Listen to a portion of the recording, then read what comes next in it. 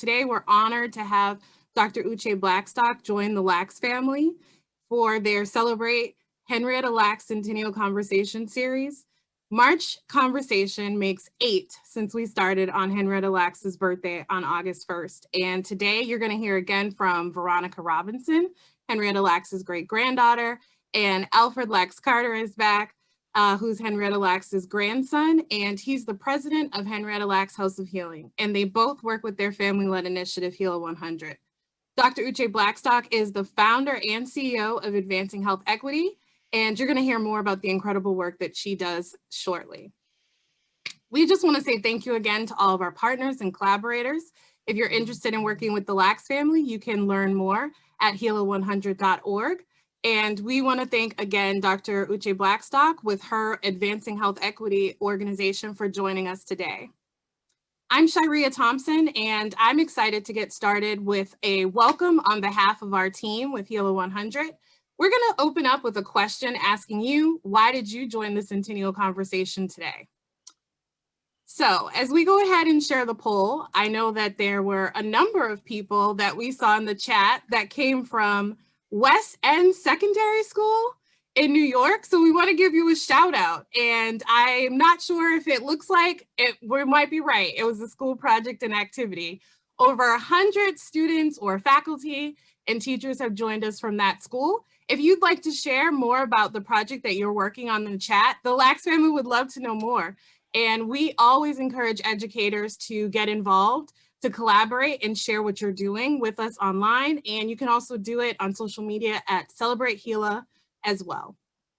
So let's give it one more second to count down. I see more strong responses on school project and activity, to learn about Henrietta Lacks, to learn about HELA100, to learn about COVID-19 and the HeLa cells. She's been at it, right? To learn about Dr. Blackstock work. She is just a force to be reckoned with, and others. So if you have an other that you'd want to share with us, you can also do that and email us. We'll share that information as well. We see lots of people in the chat, so thank you for sharing all the reasons why you came today. We're going to go ahead and wrap up the poll so we have plenty of time to get into this great conversation.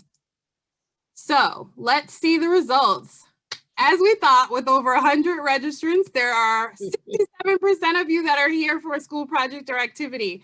Make sure to share the activity with us. We'd love to see what you did with HeLa's legacy, how you honored Henrietta Lacks, how you learned about Dr. Blackstock working this Women's History Month as well. All right, we're going to go ahead and continue on. To remind you how you can join the conversation. You're here right now, so if you want to, you can actually message in the chat.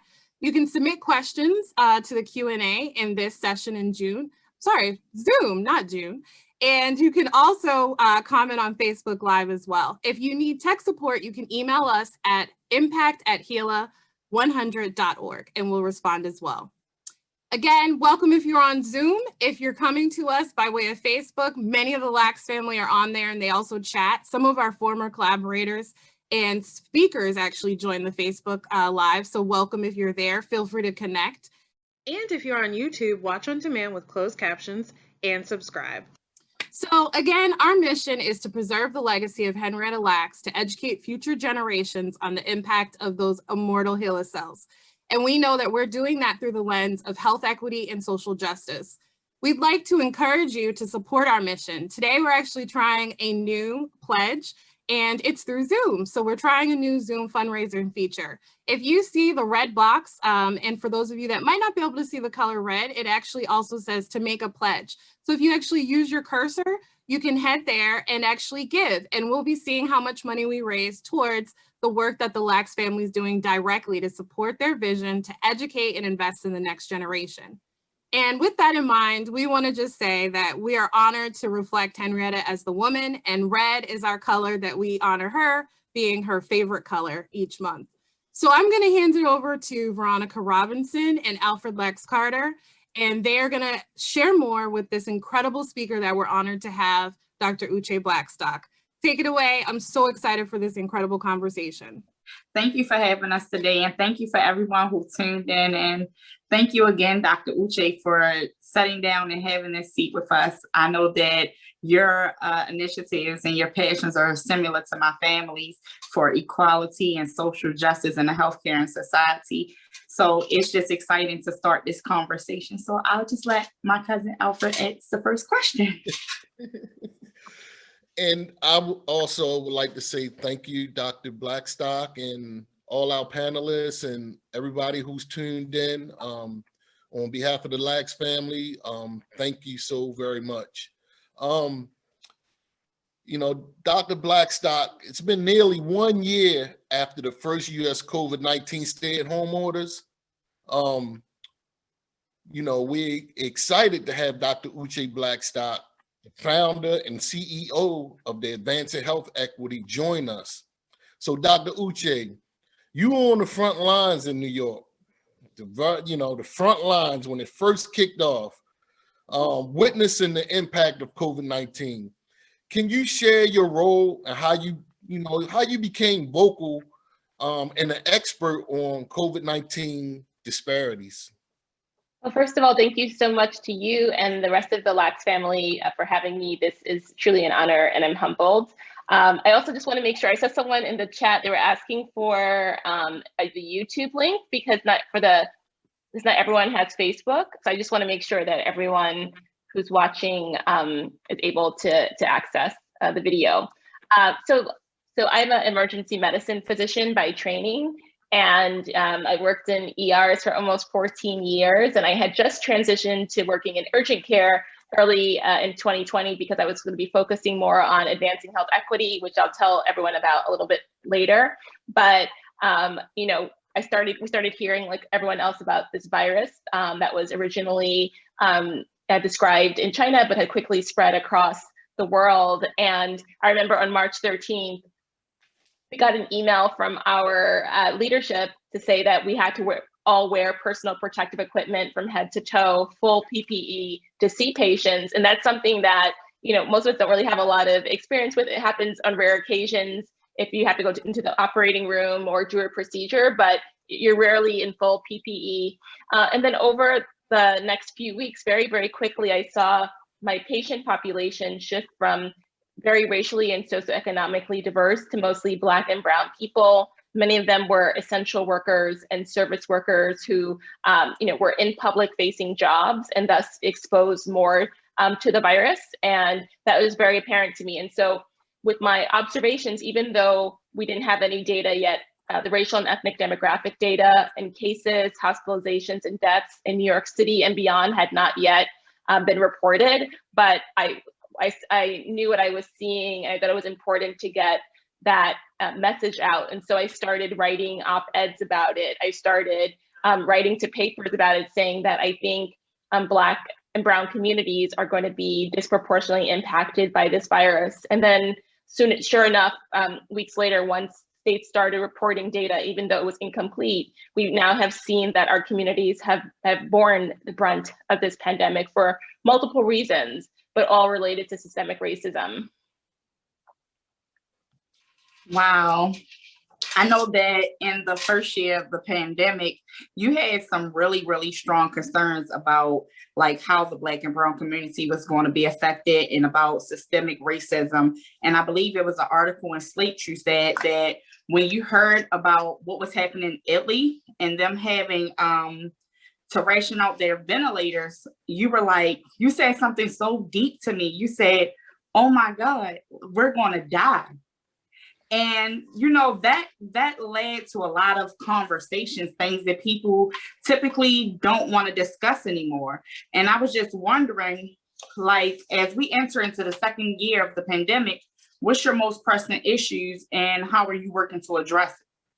Yeah, so, but even going back to, reading about what was going on in Italy, there were multiple things that I was concerned about. I was concerned about the fact that we saw that people who have underlying medical problems like diabetes, high blood pressure, asthma, and obesity were also a higher risk for doing poorly if they were infected with this virus. And actually, when I saw that weeks before the first case in the US, I got concerned. And then in terms of the allocation of scarce resources, so like ventilators or like medications, therapeutics or vaccinations, we always have to think about how is that going to reinforce inequities. And I think the ventilator scenario is a scenario that only played out, I believe, in Utah, but it could have been across the United States, where physicians and other hospital staff had to decide who was going to get the ventilators. And if you think about, often in these situations, they're looking at, the age of someone, medical problems, and, the higher the burden of disease, the who is more or less likely to survive.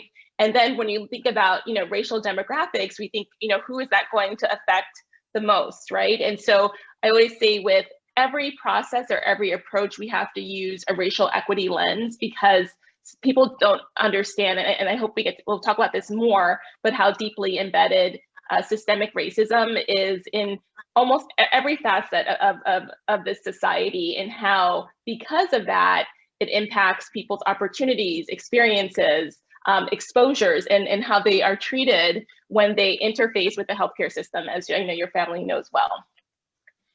Wow, that's a great thing that you're doing.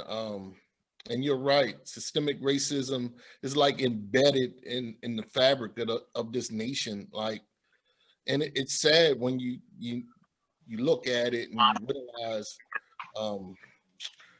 but during this tumultuous year, you launched Advancing Health Equity. Can you share why and how this work is making an impact? Sure. And actually, I launched it 2 years ago this month, but but I was able, but I left academic medicine actually because of my own experiences with racism to focus on advancing health equity. But I created Advancing Health Equity because it became very apparent to me that if the culture within a healthcare organization or institution is not equitable, if people don't recognize the injustices and inequities, then that inevitably trickles down to the care that we provide to our patients, right? If we don't recognize how systemic racism impacts the people who work in that institution or organization, or affects our patients, that means that our patients are not getting the best care. And so my goal with Advancing Health Equity was to partner with healthcare organizations, whether they be hospitals, healthcare systems, healthcare startups, any organization that addresses and deals with healthcare to address bias and racism in healthcare. And I found that this was important because I know in my own training and education as a physician, there's so much that I did not learn. In medical school, in residency, there's so much I didn't learn until after I had finished my training and I was a practicing physician. And so even, for example, like the HeLa cells, we used HeLa cells in my histology class at Harvard Medical School in our first year. This was in the early 2000s, but we were not provided with any context for that, for the cells, the history of the cells, who those cells came from, right? What was the impact? What was the story of Henrietta Lacks, right? I didn't find out about this until I had finished my training. I almost sometimes say, I wish I had my tuition money back because it's almost like you get an incomplete education. Right. Absolutely. I think that's one of the biggest things that as we go out into the community and we advocate, one of the pleasures we've had is to also go to schools and universities and talk to students who are going into the field and to tell them that although you're super passionate about what you're doing, it's your responsibility to remember that these substances, these patients, these cells, whatever tissues you're dealing with, whatever is attached to a person, and these persons are someone's loved ones. So it's amazing how you don't get that portion in school, but we all have to do our part and stay mindful. And as we're trying to do our part, I guess we're all living and experiencing and getting all the knowledge we can in real time together, especially about COVID. And I wanted to know, like, as a doctor, you stood on the front line in New York and you play a powerful role in speaking truth to power about COVID disparities and the roles about what we're seeing across the US. Why is it important for medical and research communities to use our platforms to speak up about all of these injustices that we're seeing?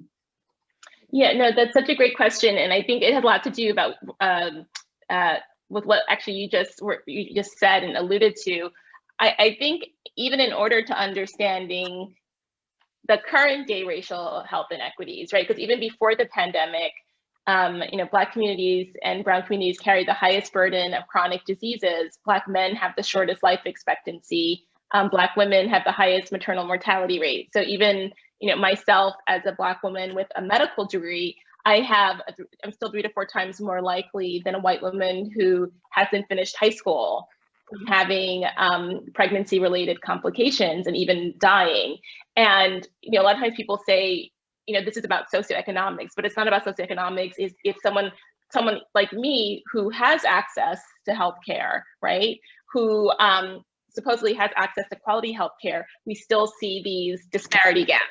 And so that talks to how insidious systemic racism is also within our healthcare system.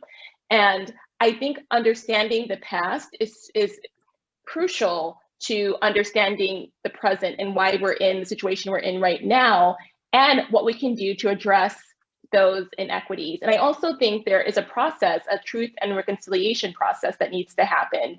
And I think that we can go all the way back to slavery in that this country has never fully reckoned with, had a full truth and reconciliation process around slavery in this country. And I think we're seeing, that's why we keep seeing what we saw on January 6th at the White House, right? This is not going to stop because this country has not fully reckoned with racism, with anti-Black racism, with white supremacy. And it is really embedded in as I mentioned, every part of this country. And so I think when I think about healthcare, I think that is a basic fundamental right. And when we think that in a country like this that has the resources it has, and there's been tremendous advances in innovation and healthcare technology, but despite that, the racial health gaps have not closed. They've actually, some of them have even widened. So even here in New York City, Black women are 12 times more likely than white women to die, right? And I see someone put in the chat, Leslie put in the chat that mentioned the Serena Williams case, and I always bring up Serena Williams and Beyonce because they both talk about in their own experiences when they were either when they're pregnant or right after they're in the postpartum period, that they felt like they were not being listened to. So can you imagine these two women who are of affluence, means, who are well known, right? They feel like they weren't even listened to. So how does the average Black woman feel when she's seeking care? Right. Wow. That's crazy. Because I think when you think about everything that occurred in the past, you think about Thomas Sachs and the smallpox vaccines, you think about the Sioux Indians, you think about bodies being exhumed from the grave, you think about Henrietta Lacks, and you think about all the things that have happened in the past and that we still have that gap. And you think about these stories that we carry through our households, like these stories start in our home because things have happened to our community and it makes us vulnerable and we don't have the proper access. So it was some powerful things that you just said. And I'm just like, wow, because these are the things that we have to say and we have to know that something has happened so that we know how to handle people, we know how to relate so that we can bridge that gap. Absolutely. And I think the other point I want to mention is that often in healthcare and in medicine, there's this idea that the reason, the explanation for these gaps is race, right? That there's something biological about race, and that actually gets ingrained into even healthcare providers into their minds. And even if in most hospitals, if you go to the electronic medical record system, there's actually a different set of normal values for the kidney functions in Black people and in non-Black people. again, and it's not based on anything except incomplete truths and junk science. But these notions perpetuate people's ideas that there's something fundamentally different and even deficient about Black people, or even thinking about the Black maternal mortality gap, that there's something wrong with Black women, when no, what it is that there's something wrong with how this country treats Black people. And a lot of it is not just when people think about interpersonal, like, having more Black healthcare providers is not going to be make the big difference. Yeah. What really is going to make the difference is looking at policies that got us into the situation we're in right now. So, thinking about redlining and in other aspects of the New Deal, even the GI Bill, there were aspects of it that did not allow Black people to purchase property in this country. And when you can't purchase property, you don't have an income, but you can't develop wealth, accumulate wealth, and pass it on from generation to generation. Your neighborhood, businesses don't want to come to your neighborhood, jobs don't come, and then what goes to funding schools? It's property taxes, right? So if people can't own and they can't pay property taxes, the schools go underfunded, and that impacts quality of education. And when we think about the health of communities, the social determinants of health, jobs, housing, education, access to healthcare, right? Those are all impacted by these policies that were created in the 1930s, but still impact our communities today. So in order to get out of this horrible situation that we're in, that I think was just exposed by the pandemic, we need to be thinking about policies that lead to strengthen Black communities, invest in Black communities, and I would even say allow us to lead our own communities in terms of determining what is right and what's appropriate. Wow, I agree 100%. And thank you for such a informative answer. As we know, it's Women's History Month right now, and I've had some powerful women in my life juxtapose, whose spirits guide me. My mom, Deborah, my grandmother, Henrietta. Your mom was a remarkable woman also. Like us, you too lost her, too soon at, 47 years old, which is, a travesty for such a powerful woman. Who was your mother to you, and what did she teach you, and what do you think she would say if she was here today?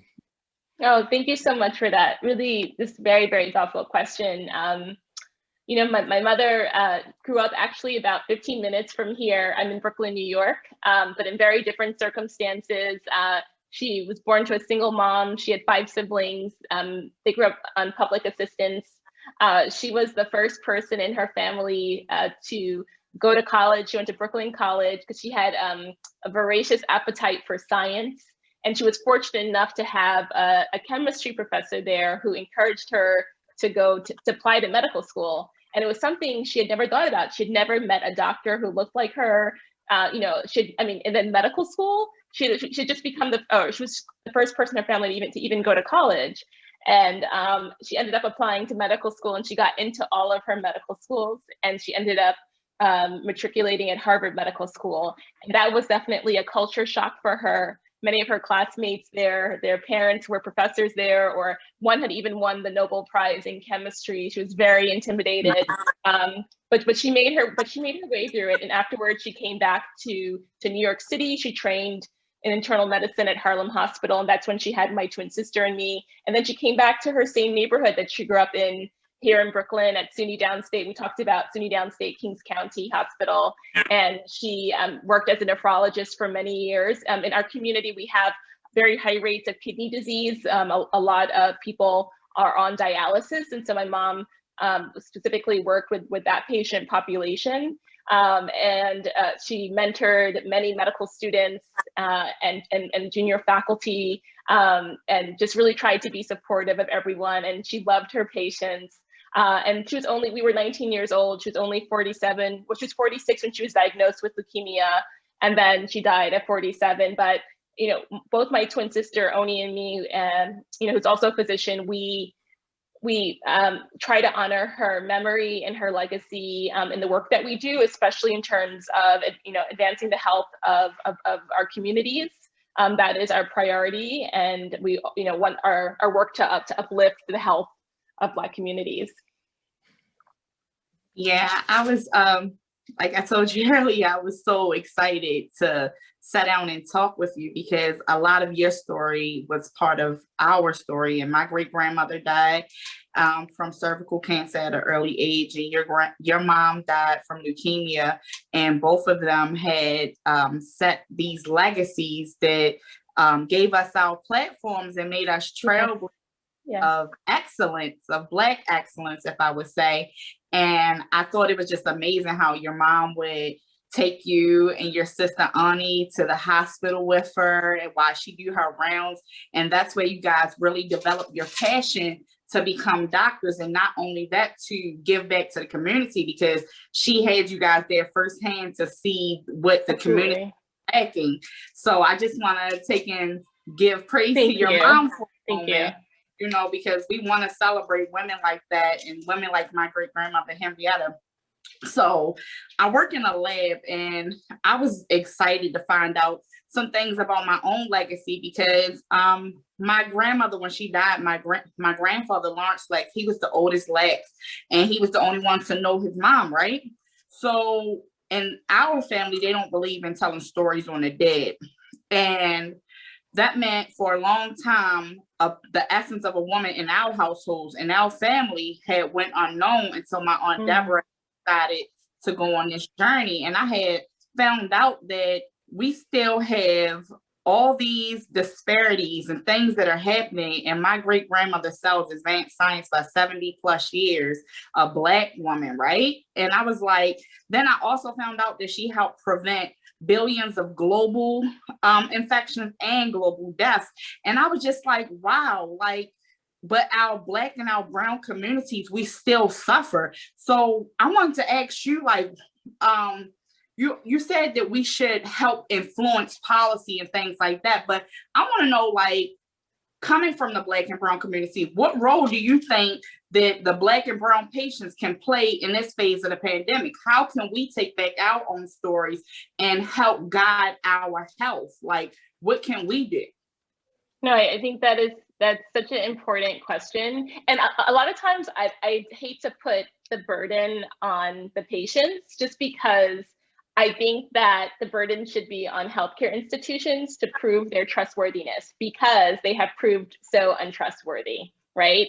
So I always think about how can institutions earn our trust, right?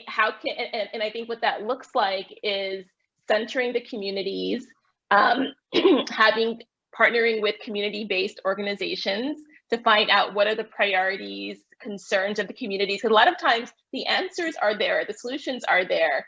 People in most community-based organizations are already doing the work, and what we're seeing actually, even in the pandemic, are by funding community-based organizations, we actually are seeing improvements in outreach, in vaccine education, and in people who are willing to take the vaccine, because these are people they already know. They already have a preformed relationship with. But I do say for our patients that, definitely we have to, one problem is accessing the information. We need as a physician and then other public health experts need to make sure that we are presenting information, especially about COVID-19, about the vaccine, in a way that is culturally responsive, in a way that we can read it and relate to it, and then in a way that we can take that information and make decisions about what we feel is best for ourselves. And so I try not to have a paternalistic approach to it. And it's even with my own family members and loved ones. Even with the vaccine, I've had a lot of people that I love closely tell me they didn't want to take the vaccine. And I tried not to convince them, but I made sure that they had the information. And almost all of them have decided to take the vaccine. But they just needed time to process and think about it. But it's interesting because this idea about the vaccine hesitancy that we keep hearing in the news, I think it is they're putting too much attention on that and not enough attention on ensuring outreach, ensuring that we're putting the information out there, because most people, once they have the information, they are probably going to decide to take the vaccine. But if we're not putting the resources into messaging, into outreach, into making sure the vaccine is accessible to people, then of course people are going to have concerns about it. So I think that's how institutions can prove themselves trustworthy. Yeah, we had dealt with the vaccine hesitancy in my family, and it's amazing to see that my grandfather had went through so much, and seeing his mom get the treatment she did at the time she received care. And he actually led our family on being the first one to go get the COVID vaccine. And I just thought that was so powerful, because he had every reason why not to, right? Because a lot of things that would happen, it seemed like it would happen to the Lacks family first. But my grandfather, you know, I love my pop. Everybody know I love him. So when he went and he got the vaccine, I went through a lot as being part of his care team, being a caregiver for him, because I was afraid, but we were able to become educated on it thanks to, you know, the Iris team and just family doing their research, and Dr. Dar Richardson, who sent over information for us to read. And it was very helpful for us to understand what was happening and to be educated on it, because we were able to make a more informed decision. So, you know, now the fears that I had, especially because I'm a person of color, these fears, I don't have those fears anymore. Only fear I have now is like the needle. So, you want to come hold my hand, that's fine. But I just I'll come and hold your hand. But that is such a power. No, but that is so powerful. And, you know, I do think it's important that everyone knows the history, but I think also in this moment, I wanted people to know that, you know, these vaccines have been, you know, studied in tens of thousands of people. So far, we've had millions of people that have taken the vaccines, and they've proved safe and effective. But also it's a risk-benefit analysis, right?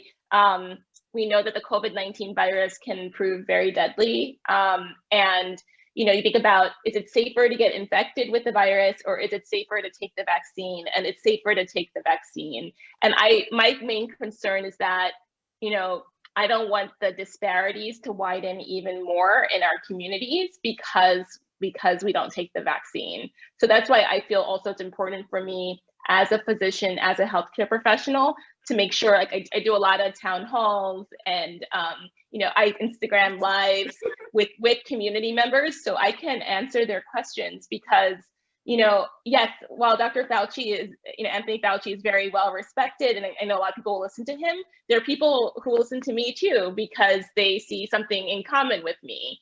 So I think this opportunity is a prime one for especially Black public health professionals, Black physicians, to talk to our communities and say, look, I know you're scared. I know you have concerns. Here's some information that I hope, you know, will help, and we can talk through this to help you make a decision that's best for you and your family. Wow, that's great. I was listening to the radio yesterday, and well-known radio personality Donnie Simpson, he had said that he got his second vaccine, and he said that you know, he was a bit nervous about it, but he just broke it down. He said, I don't know what the vaccine will do to me, but I do. Oh wait, I'll cut off a little bit. I think reception maybe. Yeah, maybe his reception went out, but Dr. Blackstock, I'm just like, so like, I could talk to you all day. Like, I know I was a little shy in the beginning, but it's amazing how your work has, especially you using your Twitter platform, and you're using all your different social media, because we know that now we get most of our information through social media. It's like we don't turn on the news, we turn on our Facebooks first, and that's where we hear it all from. So it was kind of amazing. And as you're leading your voice in the pandemic, and you're interviewed quite frequently like, and you're called to advise on various type of leaderships and leaders, what issues do you feel people are not talking enough about right now? Like, what should we be addressing more? Yeah, no, I think some of my concerns are that we know what we need to do in the short term, right? But what do we need to do in the long term so that if a pandemic happens again, our communities are not impacted like they were this time? And, so yes, there are short-term solutions, but we need to think more long-term is how can we build up the resilience of our communities in terms of services, in terms of jobs, in terms of education, all of those factors that I mentioned that are the social determinants of health. How can we think about, I personally think that this moment, and I know we're not talking about it, but is a good argument for single payer universal health coverage. I think every American should have access to healthcare. It should not be tied to their employment status. Like, how unfair is that? Like, in the midst of a pandemic where people are losing their jobs and Black and Brown communities have been impacted actually the most health-wise and in terms of job loss, that we have people are losing their insurance and worried about whether or not they can seek care. That is absolutely horrible. That's unconscionable. And so, I know that, and we already have data that people in states that had Medicaid expansions, they were less likely to lose their insurance. And so I think this moment is a time to think about that, to think about our public health infrastructure, how it's been chronically underfunded, so that when a pandemic like this happens, look at how ill-prepared we were, just horribly ill-prepared. And so I'm hoping that there are a lot of lessons that we can learn in this moment so that 100 years from now, when we're looking back, we can say, okay, this is what we learned and this is why this will never happen again. Yeah, because too many times our stories are swept under the rug, and because they're being swept under the rug, we don't get the access and we don't get the quality healthcare that we need. And we know that prevention is better than cure. That's why we have to be educated on COVID-19 and the vaccines and what that means for us. And I just know that 2020, it was a trying time for my family because all these things were happening in real time and we were trying to get educated and, try to figure out what we were going to do. And also, like, knowingly, we had became the family face of research, science, and medicine, right? So people are asking us questions in real time and we're trying to get this information as well. And, leaders like you who were tweeting out and, we were able to find different things, and it helped to have someone from our community who understood what was going on with us to actually say, hey, well, this is what I'm experiencing too. And I'm a medical provider, so it kind of helps. So as we put 2020 behind us, can you share with us your 2021 priorities and what about this work that's going to excite you? Like, how are you going to do a little bit more this year? Not that you're not doing a lot. I know, absolutely. But one thing, I just noticed that Leah's asking if Alfred can share the rest of his sentence in the chat. Because Alfred, you were saying something really good and then the sound went off. Do you remember what you were saying?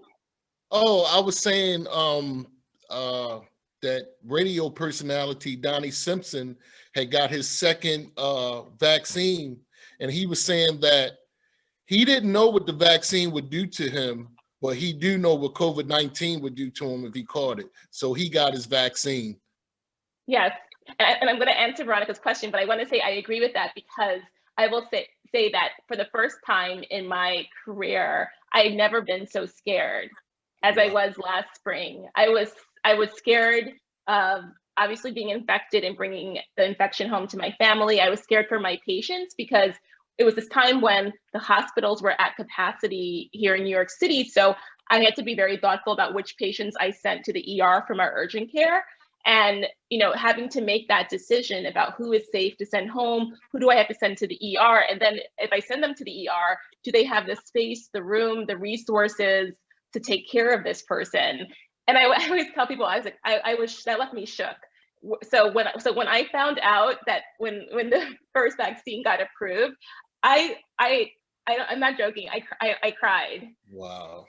Because I was so happy. I said, okay, so because obviously we couldn't control it using the prevention measures, right, for a whole host of other reasons that we don't have time to talk about. But at least we have this vaccine, which I see, as a miracle of science. And so that's why I'm always happy to talk about vaccines. I mean, I know people always say, but shouldn't we talk about people, taking care of their health and, taking vitamins and doing other good stuff? Yeah, no, exercising, all of that is important. But, but we also have this tool in our toolbox now that can help us all stay safer. Okay. Thank you. Yeah. And so this year I'm focusing a lot on the vaccine advocacy. Like I have a virtual town hall tonight. So I really want to make sure that we are holding states accountable for reporting racial and demographic data on who is being vaccinated, because that's also important. We need to make sure that we're keeping track of that so we can see if there are any gaps that need to be addressed.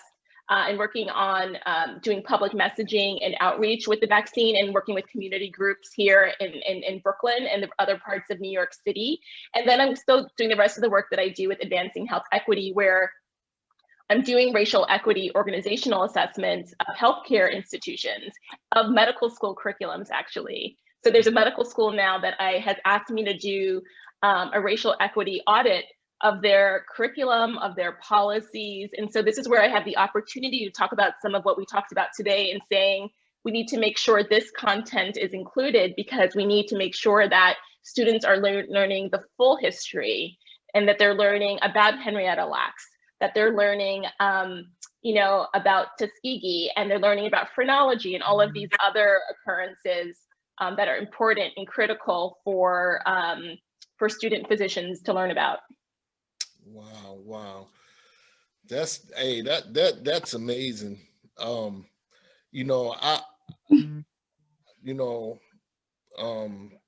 I just recently read the CDC is under scrutiny for lack of reporting COVID-19 race and ethnic data. Bristol. Right. Yeah. So. Well, yeah, and that's the problem, is that they have it on their reporting form, but the states are not reporting the data fully, because it's not required and it's not mandated. So there need to be maybe even some incentives put in place, but we need to also let healthcare professionals and healthcare facilities know that they need to keep track of this data. Because even myself, when I went to get vaccinated at my urgent care organization, they didn't record my race, and I had to tell them, make sure that you're recording racial and ethnic demographic data, because we need to know how do we intervene, where to intervene, and which communities need the resources. Wow, that's very interesting. And again, I thank you for all your work you're doing. It's just such a blessing, a blessing to have people like you. So what are your biggest challenges you face in your work, and how can people listening help? Oh, that's interesting. To be honest, some of the biggest challenges are, in the wake of not just the pandemic, but in the killing of George Floyd and Breonna Taylor, that, a lot of organizations, and not just healthcare organizations, they woke up to issues that we've been talking about for a long time, but they finally woke up and said, okay, now I want to do the work. But my experience has been so far that those that say they want to do the work, they don't recognize how deep the work is, right? And that the work also involves centering Black voices, Black people, Black communities, and that's something that has not typically been done in this country. And I think it also makes people and organizations very uncomfortable. And so I think that when healthcare organizations say they want to do this work, they need to recognize that it means it's not going to be a one and done project, that this means a commitment from the organization, from the top down, and that these principles, of racial equity, of anti-racism, need to be embedded in every aspect of how the organization functions. And that also means listening to your Black employees, listening to your Black students, because we have the answers that we've been saying. I mean, even before last year, we've been saying all of this, right? Even before, it took essentially a Black man being brutally murdered on video by a white police officer for people to wake up, right? So That's the challenge I'm running into, where people are like, oh, they're not really comfortable with the language being used. But I'm like, but this is the work that you said you wanted to do. And a lot of this was spurred on by the deaths of Breonna Taylor and George Floyd and Ahmaud Arbery. So if you want to do the work, then you have to do the work. So true. Well, it's been an incredible conversation. I want to make sure we can get to the questions, and you've gotten a couple that have come through with registration, and one actually posed now that also was asked during registration. So we're going to first ask Dr. Blackstock, what was the hardest thing you had to learn as a physician? Oh, the hardest thing. Oh, that's interesting. I mean, I guess like what I was mentioning before about how in the early part of the pandemic, when I was very, very scared about going to work, like, you know, I think a lot of times you feel that you have control over everything. Even in a busy ER, I could manage a full ER, and you don't know what's coming in. It could be, you know, someone with a gunshot wound or a car accident, but I always felt in control. I think that when the pandemic hit, it was like we just kept seeing droves of patients, and even would see very, very sick patients who didn't want to go to the ER. And so it was this sort of lack of control, and at some point being like, okay, I don't have control of the situation, but I'm going to do my best, right? That's all that I can do. That was excellent. And I think when you talk about not having control, you know, that's one of the things we all feel, whether you're a physician or you're the patient or a policymaker. Right. This is what brings us all together as humans. So one of the questions was, what are the next steps to keep working towards making sure that Black people aren't left out of history? And I think you guys talked about this a little bit, but I know the Lacks family just launched an exciting initiative with Bristol University in the UK that's going to be having a statue, and similar to your work with the curriculum. So I'm sure they want to share a little bit about it. And then Dr. Blackstock, if you wanted to add anything else to that as well. Sure. Veronica or Alfred? So artist Helen Rowe, she had contacted our family. She's from England, and we initially met her a few years ago. She started doing paintings on our family to tell a story through art about us. And it had led to her partnering with the university in Bristol to actually, it's going to be the first time that there's a statue of an African-American, especially a woman, which is an honor because it's Women's History Month, right? And she's done so much. So she's definitely overdue for her honor. And so the statue will be there, and we're talking about some other projects, and hopefully will lead into STEM or academia. But I think I don't want to talk too much because I'm so excited to talk to you. Alfred, did you want to finish it up? Oh yeah, well, I mean, I think you covered everything. You did a great job. Thank you. Dr. Blackstock, did you want to share?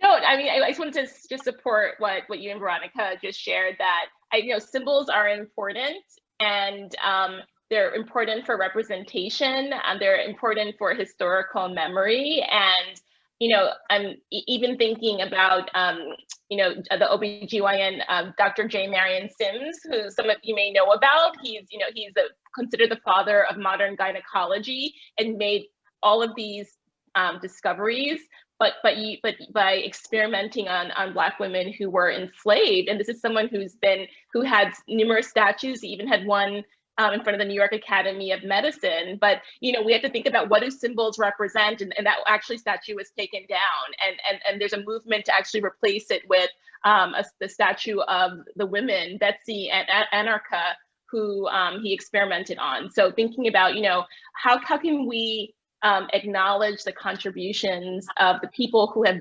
essentially been made invisible, right? And we need to we need to make sure that they are represented fully and wholly. Yes, I love how you said that we're made invisible, and that's what we always say with this project. She's no longer invisible, Henrietta Lacks, and the Lacks family has worked so hard to make sure that she's also seen not just as a cell, right? She was a woman, a wife, a mother. And she was an incredible human spirit. But we are going to quickly answer kind of one of the big questions right now about the cells. So how have the HeLa cells been used towards COVID-19? And one of the questions that also came through the chat is similar. So I'll just tag this on. Did they use the HeLa cells for any of the COVID vaccines? So Alfred's going to tell us a little bit more. The HeLa cells have often been used at the start of so many vaccines. And I think one of the biggest things to keep in mind is that while it wasn't part of currently one of the vaccine studies, it was part of the initial research. So Alfred's going to tell us a bit more. Alfred? Yes, well, that's a very interesting question. The HeLa cells have been used in quite a few groundbreaking studies about, COVID-19. And to me, one of the interesting ways her HeLa cells have helped scientists is actually discovered that COVID-19 virus does not infect her HeLa cells well. My grandmother, she was a strong woman and her cells are still strong. So them COVID-19 cells, it wasn't affecting her cells that well. And this allowed them to learn how the virus enters cells. By knowing the ways that the virus enters the cells, they were able to develop the vaccine. Thank you, Alfred. The other exciting thing is we'll be launching an initiative tomorrow where the Lacks family will be taking on this issue and vaccine hesitancy. So if you're listening, feel free to come back to HELA100.org or follow us at CELLebrate HeLa. And we're going to have some fun illustrations. We've been working with artists. And for the students that are on the line, this may be a tool that you can use in your work as well. So we're going to ask Dr. Blackstock. She received 3 questions before we started today. One was from Cheryl Lynn. And yours is, what advice do you have for young people going into the science field? Kind of similar to the physician question, but this one's a bit broader. So for all the STEM people out there, what advice do you have? So my advice is to find your passion, whatever it is within science. Find people who are doing the work that you enjoy doing. So, and don't be hesitant about reaching out to them, because I think what you don't realize when you're young is these relationships actually, they matter. They matter in terms of you being mentored. They matter in terms of opportunities. And then also always be on the lookout for, summer opportunities. There are a lot of really great programs out there for young people who are interested in science. So, definitely scour the internet and find those programs that you can get experience with science during the summer.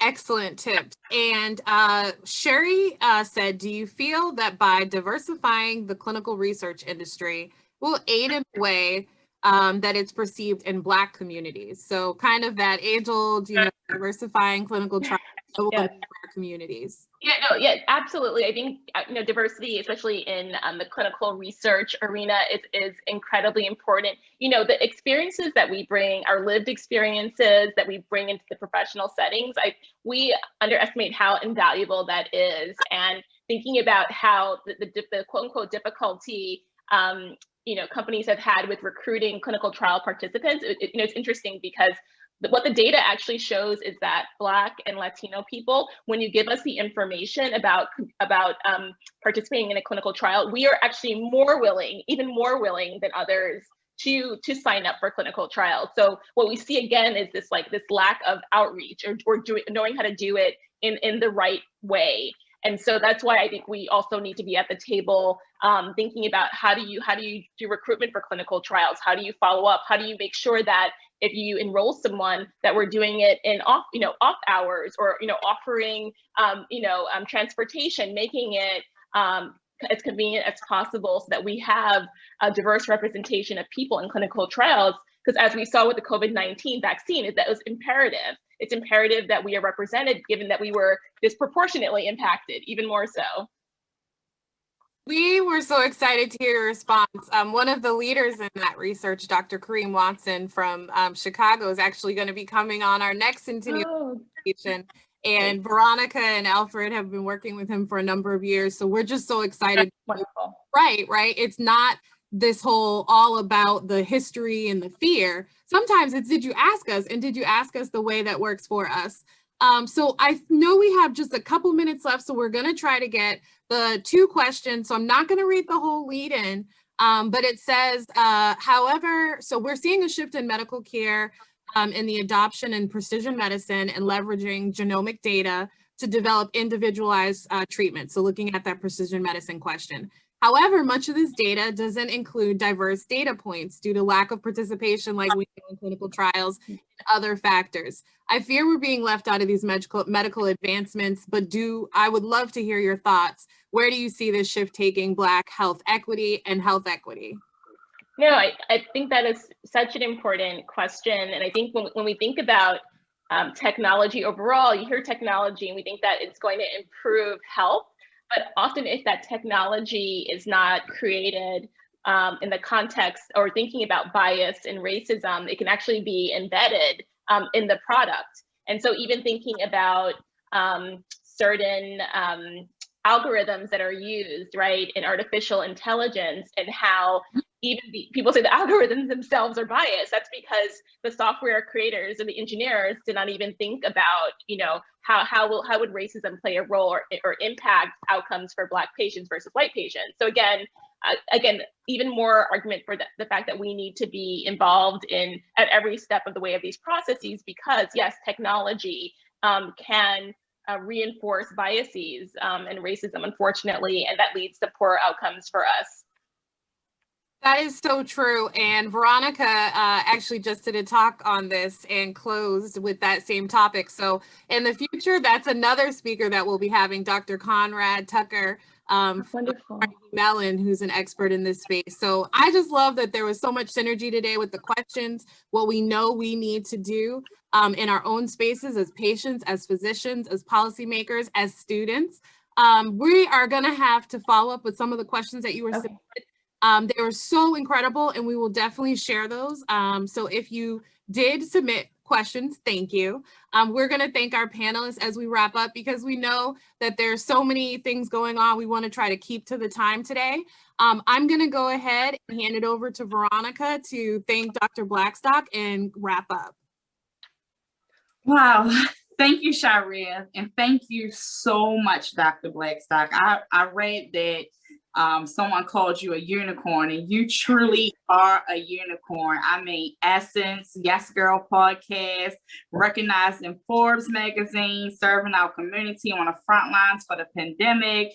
You received an EMRA 45 and under, you was on Meet the Press PBS, and so many more. And you're a mom, like so many things. When I woke up the first day of Women History Month, I was so excited. So the first song I listened to was Whitney Houston, I'm Every Woman. And I just thank you, because you are the epitome. You are every woman. And I thank your mom for being that trailblazer. And if you want to leave us with anything, just tell us how in 2021, what are you going to do to honor Henrietta Lacks? Oh, well, I just want to say thank you so much, Veronica, Alfred, Sharia, and the rest of the Lacks family. I was like almost teary. This was truly, truly an honor. And I want you to know that I mention Ms. Lacks in almost every talk or training that I do, because I want to make sure that we're elevating her memory and the enormous contributions that she's made. People only know a fraction of it. Don't make me cry with you. Thank you so much. Thank you so much. Really guys, you all are still tuned in. We want to thank everybody for tuning in. Again, it's Women's History Month, and I hope that everybody will listen to Whitney Houston, I'm Every Woman, and feel empowered. And men, let's uplift our women this month for all the great contributions that we make to the world, because we truly are every woman. Thank you. Yeah. Well, thank you so much. Oh, thank you. That was so much fun. Everyone that joined us. You can join us on Facebook at CELLebrate HeLa.